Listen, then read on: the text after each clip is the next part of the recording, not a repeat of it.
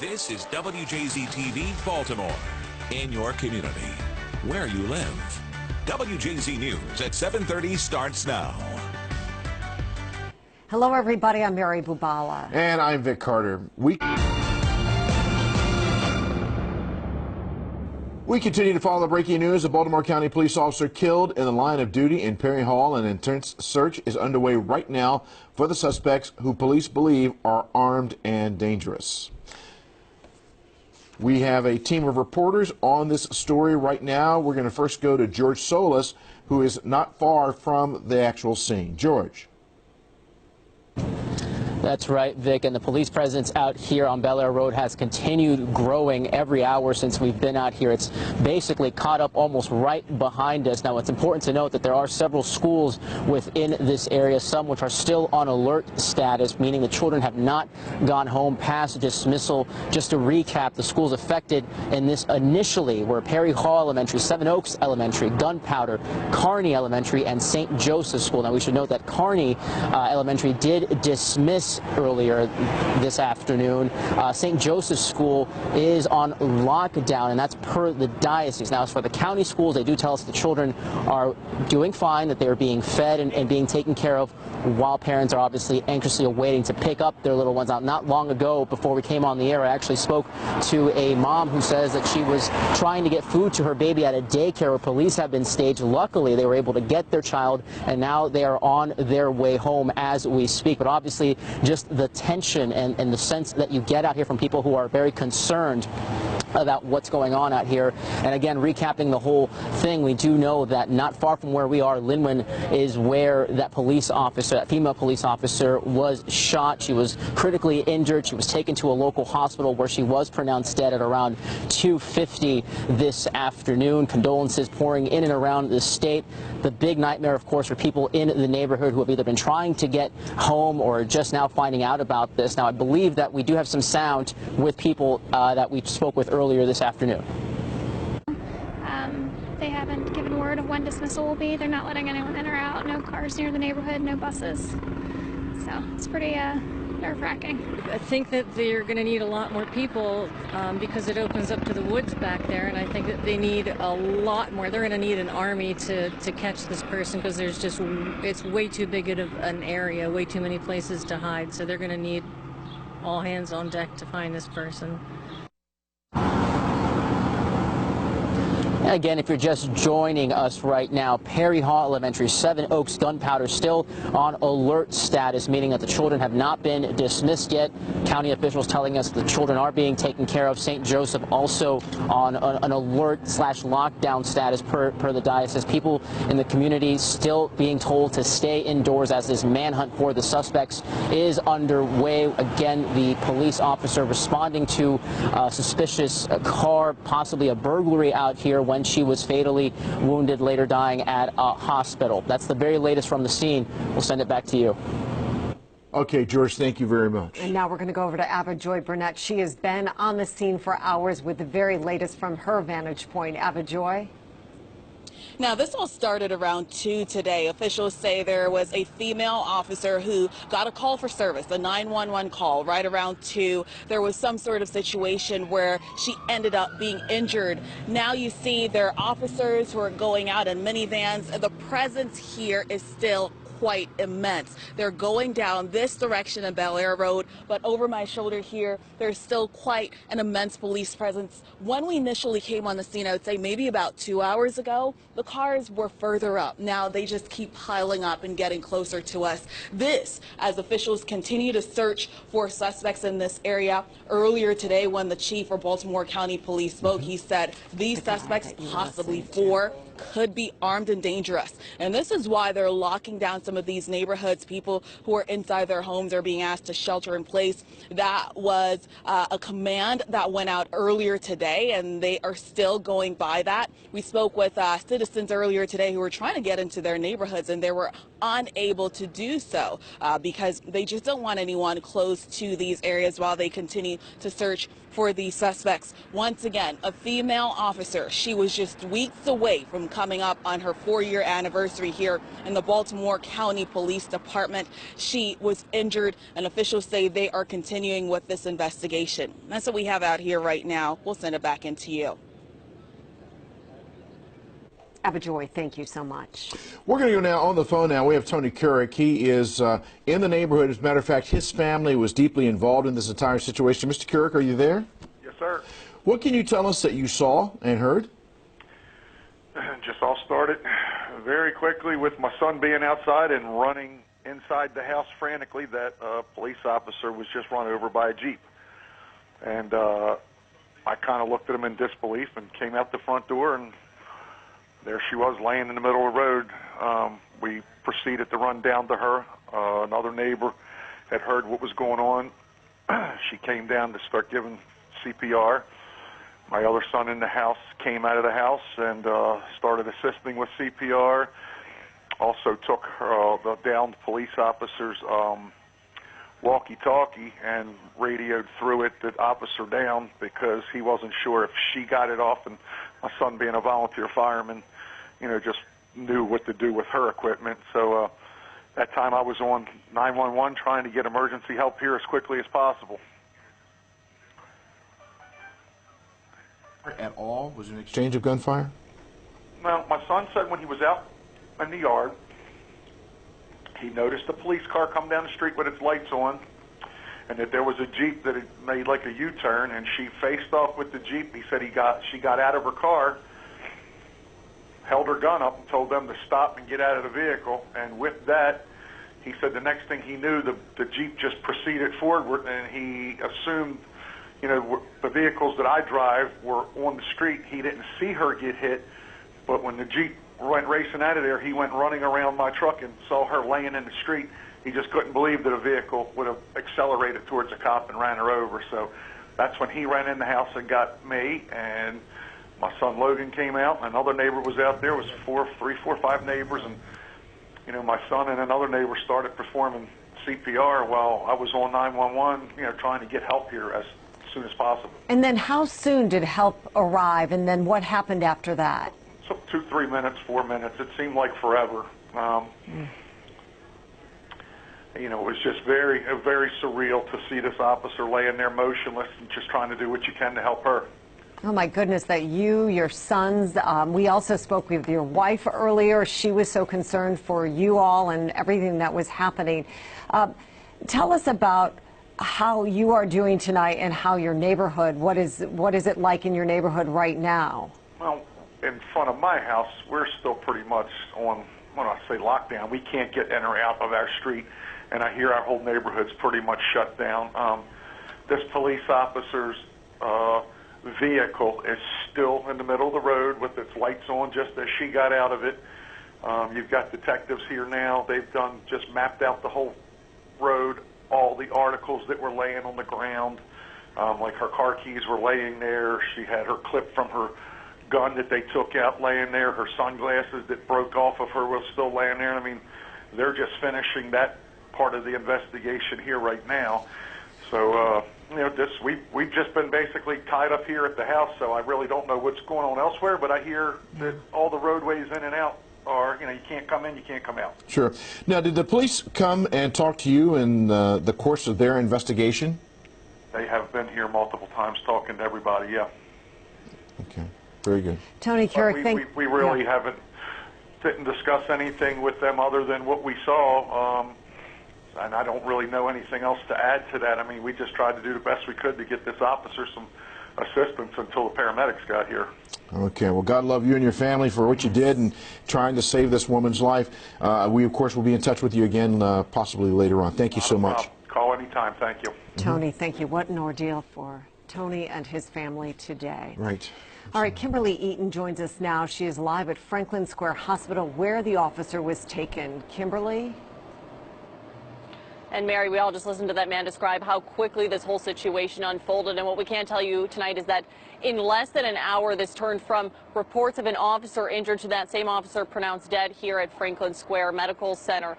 Now, that call came in, as George said, the call of a possible burglary came in just after 2 p.m. After that, reports of a single shot fired. And tonight, what the department is telling us is that the officer sustained bodily injuries. They are not saying if she was possibly shot, possibly run over, or exactly how she died. Now, in these cases of officers tragically injured, they are usually flown to shock trauma. Now, as we know, that was not the situation today, and we are told that's because she either couldn't survive the flight or was possibly already deceased at the scene. Now, those details will likely come out in the course of this ongoing investigation. We can confirm that the officer was pronounced dead here at Franklin Square Medical Center at 2:50 this afternoon. And as of this point, we haven't seen much of a police presence, but we're told family members and officers from her precinct are possibly still here on the campus. They haven't released many personal details, but here's what officers from her department will say. Right now, we don't, for the first initial time, we don't release information about the police officer. Family has been notified. Family's here at the hospital. She would have been a 4-year veteran this July. She was doing her job today, responding to a call, encountered these suspects, and was critically injured from this altercation. We're going to try to determine what exactly happened, how our officer lost her life. And as of this point, we are told that a procession left here just after 6:30 tonight, transporting the officer's body to the medical examiner, and that's where we're told that they will undergo an autopsy.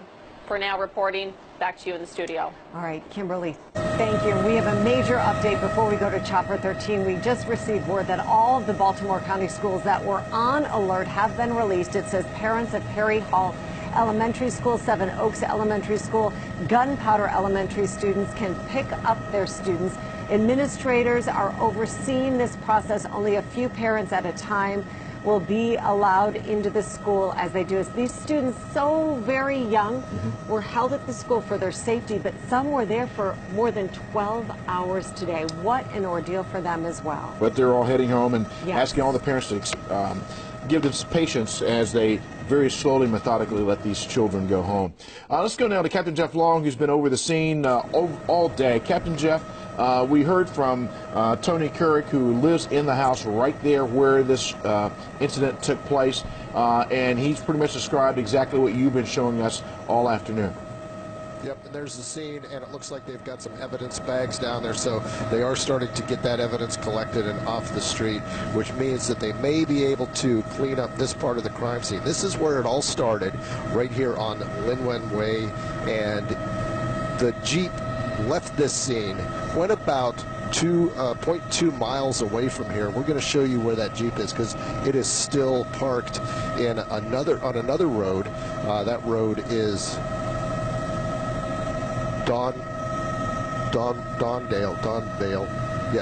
Donvale Road, and there's the Jeep. That's the one that was actually used in this incident, and it is an active crime scene as well, so they've got that surrounded with crime scene tape. The police have been here all day. Police have been in this neighborhood and continue to be in this neighborhood for hours and hours now, and the command center is set up over here on Bel Air Road at the church. You can see all those police cars out there, so that's the reason, one of the reasons why Bel Air Road is closed. The other reason is because they want to control who's coming into and out of this neighborhood. They want to be able to keep an eye on that.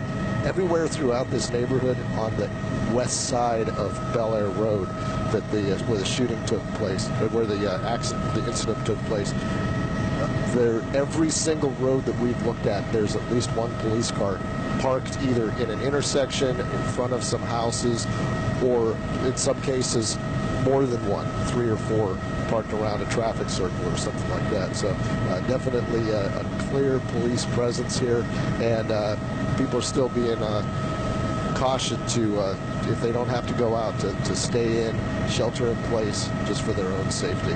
Reporting live from Chopper 13, I'm Captain Jeff Long. Back to you. Captain Jeff, thank you. All this happening more than 5 hours after the initial call. Right now, of course, thoughts and prayers are pouring in on Twitter. Governor Larry Hogan tweeting, "We are deeply saddened to learn of the passing of a Baltimore County police officer who was shot in the line of duty." And he also goes on to say several area police and fire departments are echoing that statement. And we have heard from a number of municipalities around the area, as well as from around the country, even as far away as Oklahoma City, that are sending their condolences right now to the officers and the family of the officer who was killed in Baltimore County. All right, and here's the latest on our breaking news today. An officer critically injured and then later dies after being rushed to Franklin Square Hospital. Officers are searching the area, continue to do so for suspects or a suspect involved, and they are wanted and may be armed. People in the area are being told to shelter in place. This includes some schools, and as we've just mentioned, all the students are now being released very slowly. Several roads in the area are closed as the search continues. And stay with us. We'll be right back.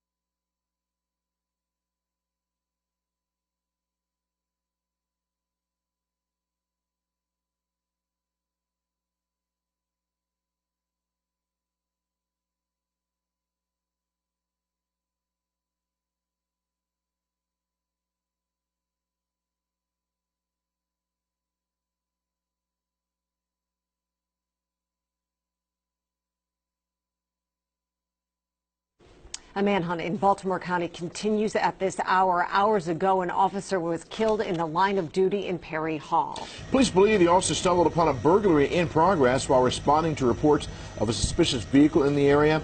The officer, who would have been a 4-year veteran in July, was injured by the suspect and taken to a nearby hospital where she was pronounced dead. Let's go back to Avajoy Burnett, still live on the scene in Perry Hall with the very latest for us. Avajoy? Well, Mary, the chopper is above. It seems like there are more officers on scene as a search for a killer continues here tonight. A Baltimore County neighborhood is on lockdown. Scores of police scour the area for suspects who may be armed and dangerous. Officials say around 2 today, the female officer, a nearly 4-year veteran of the Baltimore County Police Department, answered a call for service in the Seven Courts neighborhood of Perry Hall. That's when she was somehow injured. Now the manhunt continues for suspects who may be armed and dangerous. We're seeing something in this country today that we've never seen before. We're seeing police officers assaulted. The number of officers who have died in the line of duty is up this year. This is a bad time in the United States for law enforcement and the attacks that are occurring. The search blocked off streets, put schools on alert, and some neighborhood residents cannot go home. One woman said her family witnessed part of the tragedy. The incident happened in front of my house, and I have children at home, and everybody is pretty nervous right now. My oldest son is a practicing firefighter. He was first on the scene to be with her before Baltimore County got there. The chief spoke just about an hour and 20 minutes ago. He said the possible suspects are armed and dangerous, and this is why they want for people to stay on alert. Back to you. Avajoy, thank you. A very large area that they're searching right now. George Sills continues our coverage. He is live with the latest on the schools that have now all been released. George, that's good news. Right. That's right, Vic. A big sigh of relief for parents who have been waiting for hours to find out when their children would be allowed to come home. Just a kind of recap of the schools that have now dismissed: Perry Hall Elementary, Seven Oaks Elementary, Gunpowder Elementary, all now dismissing. We should note that county officials are saying that buses will not be taking children home right now, so parents have to come pick up their children. Chopper 13 over Gunpowder Elementary right now. Again, parents very relieved to hear this news. Now, just here on the ground and on the scene, I can tell you that we've seen a number of people walking around now. It looks like there is a little bit more foot traffic. Parents coming from a nearby daycare picking up their children who were also on lockdown. Police using it also as a staging area, we're told. So parents of young children also very relieved. And we do have some sound from the community out here while we've been here talking to residents. Here's what they had to say. It's unreal. I mean, nothing like this has happened. We've been here for 25 years in this house, and nothing like this has ever happened in this neighborhood. I mean, it was really nerve-wracking, let's put it that way, you know.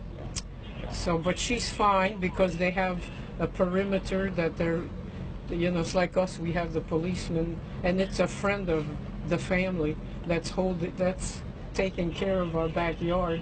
So they have, you know, a perimeter that, you know, so that's what my daughter and my son-in-law told their daughter, don't worry.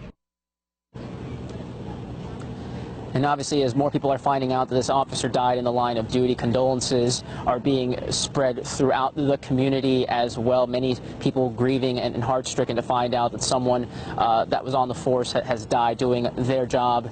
But of course, still a very fluid scene out here, a large police presence, but that's the very latest. Send it back to you.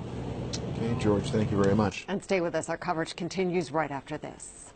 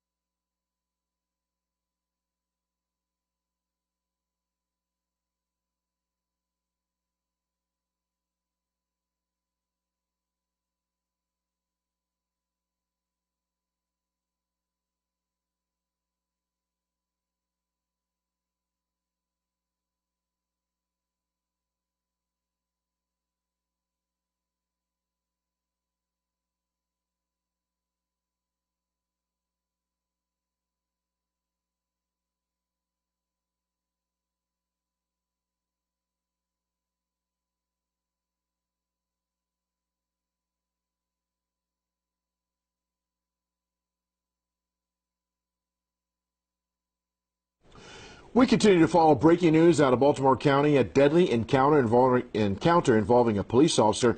We know the 4-year veteran of the force was killed today in Perry Hall. Now, police are not releasing a ton of information on this, but they do confirm they are still looking for the person or persons responsible in all of this. WJZ's Live Kimberly Eaton is at Franklin Square Hospital, where members of law enforcement and family of the fallen officer gathered today. Kimberly.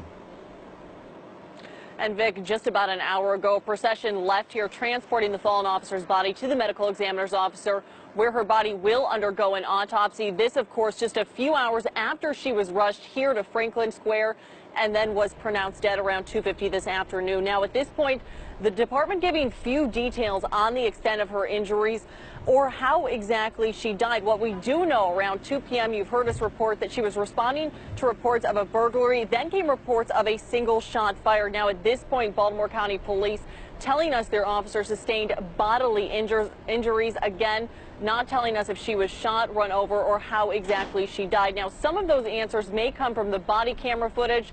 Here's what the department spokesperson has to say on that. Every piece of evidence that we're getting access to will help us solve this case. And right at the moment, it's a little premature to be discussing just what's on the body camera footage and what assistance it will be. And at this point, we don't know if we are getting any more updates tonight. We are standing by to hear from the department, and of course, as soon as we have any more information, so will you.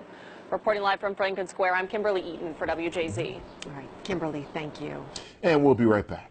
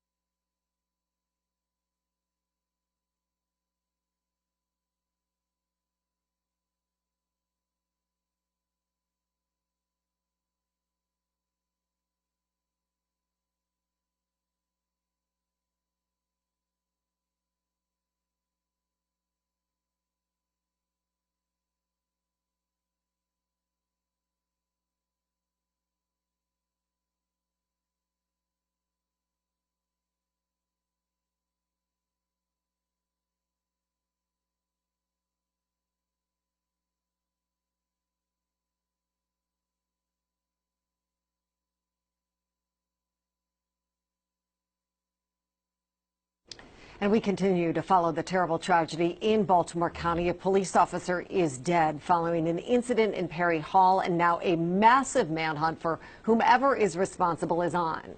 Ava Joy Burnett has been at the scene all day and joins us now live with the latest as this search intensifies. Ava Joy.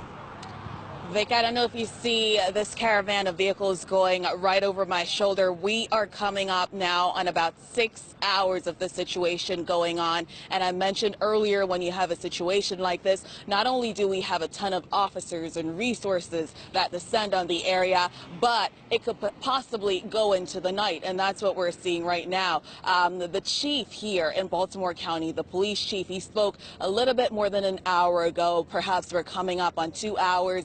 And he mentioned that they are still looking for suspects in this situation. They believe the suspects may be armed and dangerous. So, of course, because of that reason, people in this neighborhood in Perry Hall, they're having to shelter in place. We watched earlier today when we came on scene where people who were trying to go into their neighborhoods to go home, they were told that they can't do that. At the same token, people who were inside weren't really allowed to leave. They're being told to shelter in place. And just to paint a picture for you of why this is being done, when we pulled up on the scene, we saw officers, even if they were in plain clothes, they had their vests on. So that showed that they thought it could have been a dangerous situation. We also saw officers around the corner stooping down with their guns drawn. So for that reason, they wanted to keep people away. Hours later, at this new location, we saw new officers with rifles walking around. So this is an ongoing investigation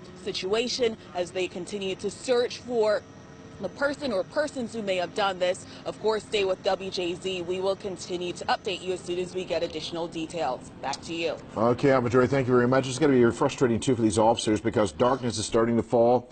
Their search becomes even more difficult. Especially in the wooded areas. Maybe they'll use some infrared technology. I know Maryland State Police helicopter is equipped with that.